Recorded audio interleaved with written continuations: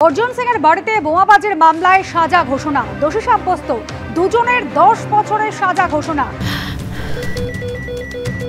ক্যান্সারে নেই আর ভয়, NCRI হবে এর জয়। আপনাদের ভরসা Netaji Subhashchandra Bose cancer hospital. NIA আদালতে বিস্ফোরক আইনে দোষী সাব্যস্ত দুজনের 10 বছরের জেল।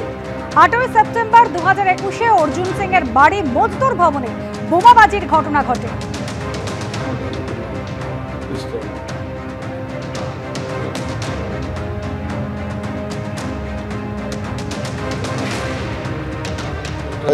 সালে আমার বাড়ির উপরে বোম চালিয়েছিল।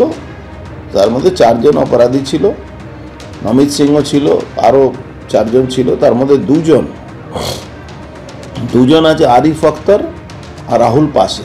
তাতে পেশ করেছে, সাক্ষী সাবুত হয়েছে। আমার ছেলে নিজেই সাক্ষী ছিল। এদের যে বেল হয়েছিল তার বেল ক্যান্সেলেশনের আয়োজন করেছে তৃণমূলে গুন্ডা। এখানকার কাউন্সিলরের ছেলে সারাদিন গুন্ডামি করে, লোককে মারধর করে, তলা তুলে সোমনাথ শ্যামের সঙ্গে থাকে। তারা এই ঘটনাগুলো করছে। বাখড়া নিয়ে সেই সময় তাদের মধ্যে প্রচণ্ড বিবাদ এবং ঝামেলা হয়। গুড্ডু সিং মানে পাপ্পু সিংয়ের ভাই, সঞ্জিত সিংয়ের ভাই, তার নাম আসল নাম হচ্ছে রঞ্জিত সিং, সে হচ্ছে অর্জুনের ভাইপো। সেখানে তৃণমূলের কোনো যোগ ছিল না, তৃণমূলের কোনো কথা ছিল না। এখানে এই কথা বলা একদম অবিকারে একটা মিথ্যে আরোপ লাগানো তৃণমূল কংগ্রেসের উপরে যে তারা তৃণমূল কংগ্রেসের কর্মী ছিল। তারা ছিল চোর ডাকাত এবং তাদের সাকরেত ছিল গুড্ডু সিং, রঞ্জিত সিং মানে অর্জুনের ভাইপো। তোলা না দেওয়ায় বাগুইআটিতে প্রমোটারকে মেরে মাথা ফাটিয়ে দেওয়ার অভিযোগ। আত্মসমর্পণের পর জামিন। বিধাননগর পুরসভার 9 নম্বর ওয়ার্ডের কাউন্সিলরের দাবি প্রমোটারের আইনজীবী। বাগুইআটিতে প্রমোটার পিটিয়ে 2 মাস নিখোঁজ থাকার পর জামিন তৃণমূল কাউন্সিলর সমরেশ চক্রবর্তী। 2 মাস ধরে তৃণমূল কাউন্সিলর খোঁজই পেল না পুলিশ। 15ই ডিসেম্বর বাগুইআটি প্রমোটার কিশোর হালদারকে বন্দুকের বাঁট দিয়ে মেরে মাথা ফাটিয়ে দেওয়ার অভিযোগ ওঠে। বারাসাত আদালতে আত্মসমর্পণের পর জামিন, দাবি প্রমোটারের আইনজীবী।